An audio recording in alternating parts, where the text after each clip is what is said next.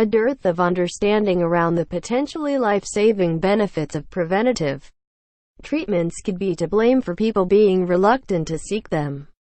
Authors say, Americans' obesity rates have reached a new high watermark again. In 2015 and 2016, just short of 4 in 10 American adults had a body mass index that put them in obese territory.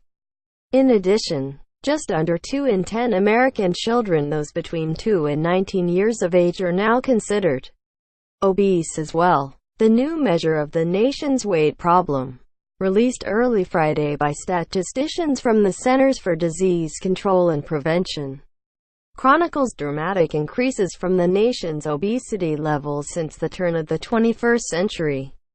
Adult obesity rates have climbed steadily from a rate of 35% in 1999-2000 to 39.8% in 2015-2016. The most recent period for which data were available. That represents a 30% increase. Children's rates of obesity have risen roughly 34% in the same period, from 13.9% in 1999-2000 to 18% in 2015-2016. Seen against a more distant backdrop, the new figures show an even starker pattern of national weight gain over a generation. In the period between 1976 and 1980, the same national survey found that roughly 15% of adults and just 5% of children qualified as obese. In the time that's elapsed since Saturday Night Fever was playing in movie theaters and Ronald Reagan won the presidency, rates of obesity in the United States have nearly tripled. The new report, from the CDC's National Center for Health Statistics, measures obesity according to body mass index. This is a rough measure of fatness that takes a person's weight, measured in kilograms, and divides it by their height, measured in meters squared. For adults, those with a BMI between 18.5 and 24.9 are considered to have a normal weight.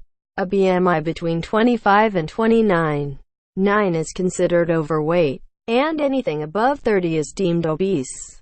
Obesity rates for children and teens are based on CDC growth charts that use a baseline period between 1963 and 1994. Those with a BMI above the 85th percentile are considered overweight, and those above the 95th percentile are considered obese. The report underscores a continuing pattern of racial and ethnic disparities when it comes to weight. Obesity rates among African Americans and Latinos have been consistently higher than those seen in whites, and the new survey shows no change in that pattern. In adult Latinos and non-Hispanic blacks, obesity rates for 2015-2016 were 47% and 46.8%, respectively. Some 37.9% of non-Hispanic white American adults were obese in the latest tally. Among non-Hispanic Asian adults, obesity rates were at 12.9%. The racial and ethnic disparities were heavily driven by women, while white men and women were equally likely to be obese. Rates of obesity in black women, 54.8%, and Latinas, 50.6%, were strikingly higher than among their male counterparts, 36.9% and 43.1%, respectively. Patrick T. Bradshaw, who studies population health at the University of California, Berkeley, says the new statistics underscore that turning the tide on obesity will require more aggressive and targeted efforts.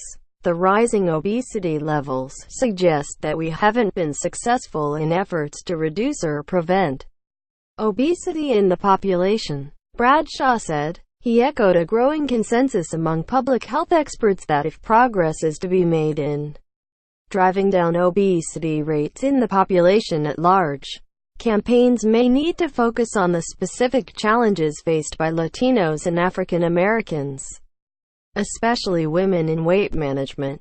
The report does suggest a very modest measure of progress in the fight to reduce obesity rates. compared to obesity prevalence data from 2013 and 2014. The newly reported rates do not represent a statistically significant change. BMI is widely criticized as an imperfect way to gauge an individual's health prospects.